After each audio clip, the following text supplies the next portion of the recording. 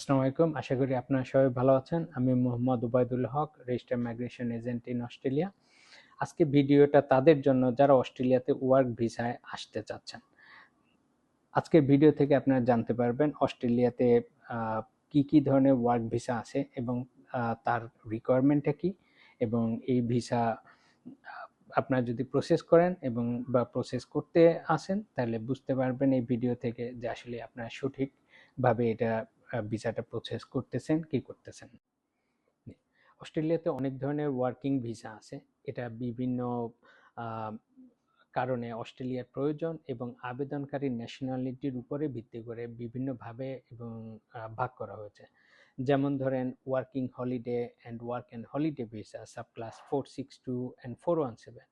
এটা বাংলাদেশি সিটিজেনদের জন্য নয়। তারপরে আছে temporary activity visa sub class 408, 400 and 403। এটা স্পেশালিস্ট ওয়ার্কার এবং রিলিজিয়াস পারসন, ফর এক্সাম্পল ইমাম and lecturer, those things, plus actor actress যারা বিভিন্ন ইভেন্টে আসতেছেন তাদের ক্ষেত্রে, এবং স্পেশালিস্ট ওয়ার্কার 6 মাসের জন্য আসতেছে কোনো একটা গ্যাপ ফিল আপের জন্য। এই ধরনের লোকজনের জন্য ওই ভিসাগুলো করা আছে। তারপরে আরেকটা ভিসা আছে temporary graduate visa sub class 485।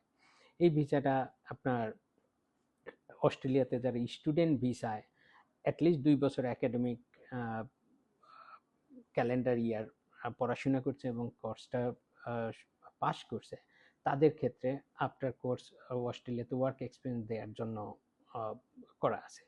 Mainly আমরা যেটাকে ওয়ার্কিং ভিসা বলি অস্ট্রেলিয়াতে, সেটা আসলে দুইটা অপশন আছে। একটা হলো employee sponsor visa subclass 482, another হলো regional employee sponsor visa subclass 494। তো আজকে আমরা mainly employee sponsored visa and regional one নিয়ে আলাপ করব। Employee sponsor visa subclass 482, এটাকে আমরা ওয়ার্ক ভিসা হিসাবে সবাই জানে। তো এই ভিসার 4টে স্ট্রিম আছে। একটা হলো কোর স্কিল লিস্ট থেকে যেটা করা হয় সেটা, আর একটা হলো আপনার হাইলি স্কিলড স্ট্রিম, অ্যানাদার হলো আপনার লেবার স্ট্রিম, এবং একটা হলো সাবসিকুয়েন্ট স্ট্রিম। তো লেবার স্ট্রিম হলো যেসব এমপ্লয়ার অস্ট্রেলিয়াতে ধরেন অস্ট্রেলিয়ার গভর্নমেন্টের সাথে একটা কন্ট্যাক্ট আছে, যারা এমপ্লয়ার আনতে পারে বিদেশ থেকে, এবং এই তারা অনশোরে বলতে অস্ট্রেলিয়াতে তাদের যে ধরনের লোক দরকার সেই ধরনের এমপ্লয়ার তারা পাচ্ছে না।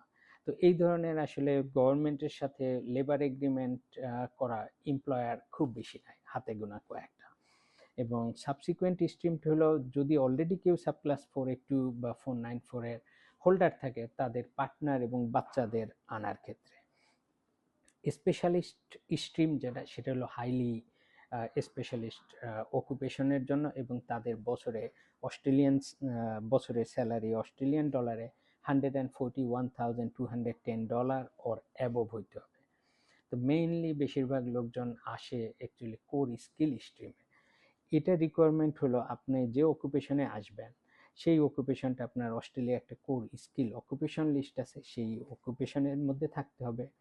প্লাস আপনার স্কিল অ্যাসেসমেন্ট থাকতে হবে ওই অকুপেশনের উপরে।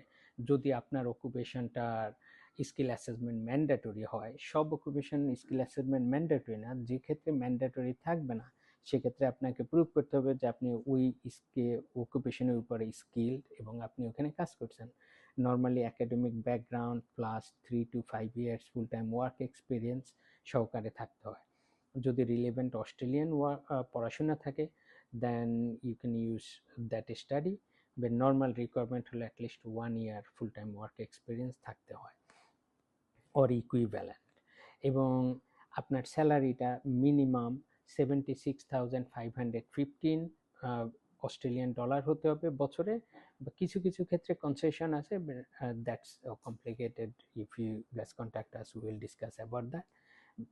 এবং আপনার এমপ্লয়ার অস্ট্রেলিয়ান অ্যাপ্রুভ নমিনেশন হতে হবে, সেক্ষেত্রে অস্ট্রেলিয়ান এমপ্লয়ার অস্ট্রেলিয়ান ইমিগ্রেশনের কাছে স্ট্যান্ডার্ড বিজনেস স্পন্সরের জন্য অ্যাপ্লিকেশন করতে হয়, এবং সেটা অ্যাপ্রুভ থাকতে হয়। যেটা আপনারা যদি কোনো স্পন্সর আপনাকে অ্যাপ্রোচ করে, then you can ask them show me your SBS sponsorship approved.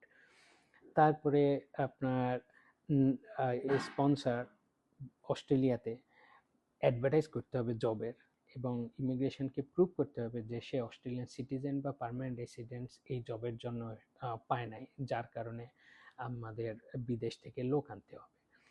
Plus আপনার অ্যাটলিস্ট ইংলিশ ক্যাপাসিটি থাকতে হবে, যেটা অ্যাটলিস্ট অ্যাপ্লিকেশন করার 3 বছরের মধ্যে আপনার আইএলস পিটি বা যে কোনো অ্যাপ্রুভড ইংলিশ টেস্ট আপনার বসতে হবে, এবং সেখানে আপনার যদি আইএলস বলেন মিনিমাম 5 অন ইচ ব্যান্ড আপনাকে অ্যাচিভ করতে হবে, বা equivalent score in other eligible test.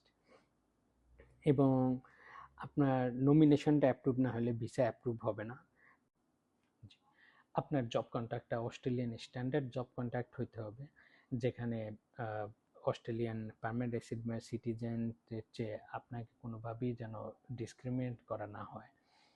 Plus আপনার ন্যূনতম যে ওয়ার্ক এক্সপিরিয়েন্সটা এটাকে তারা প্রুভ করছে কিনা সেটা আপনার দেখতে হবে। প্লাস আপনার এমপ্লয়ার যেহেতু বাহির দেশের লোক হায়ার করতেছে, তার কারণে অস্ট্রেলিয়ায় একটা অস্ট্রেলিয়ান সিটিজেন বা পার্মানেন্ট রেসিডেন্ট ট্রেনিং করার জন্য একটা ফি দিতে হয়, সেই ফিটা তারা দিছে কিনা। এই ডকুমেন্টগুলো যদি থাকে তখন আপনি বুঝতে পারেন আপনি সঠিকভাবে আগাচ্ছেন। এবং অ্যানাদার ভিসা যেটা হলো রিজনাল এমপ্লয়ি স্পন্সর ভিসা 494 এবং 482, দুইটার মধ্যে পার্থক্য হলো 494-এ আপনার বয়স লিমিট আছে, যেটা আপনাকে 45 এর উপরে হলে আপনি আর করতে পারবেন না। প্লাস স্কিল অ্যাসেসমেন্ট আপনার ম্যান্ডেটরি, ওইখানে কোনো এক্সামশন নাই। এবং আপনার ইংলিশ স্কোরটাও একটু হায়ার, ওইখানে আপনার ইংলিশ আইএলস ইকুইভ্যালেন্ট ইচ ব্যান্ডে আপনার 6 থাকতে হবে। সে এই দুইটা ভিসার সাথে যদি বা ভিসা নিয়ে আপনার আগাইতে চান, this is the working visa or work visa, whatever you say, make sure you meet the requirement and your process going according to its requirement. যদি আপনাদের কোনো হেল্প লাগে এই বিষয়ে, অবশ্যই আমাদের সাথে যোগাযোগ করবেন। We will try to help. আসসালামু আলাইকুম।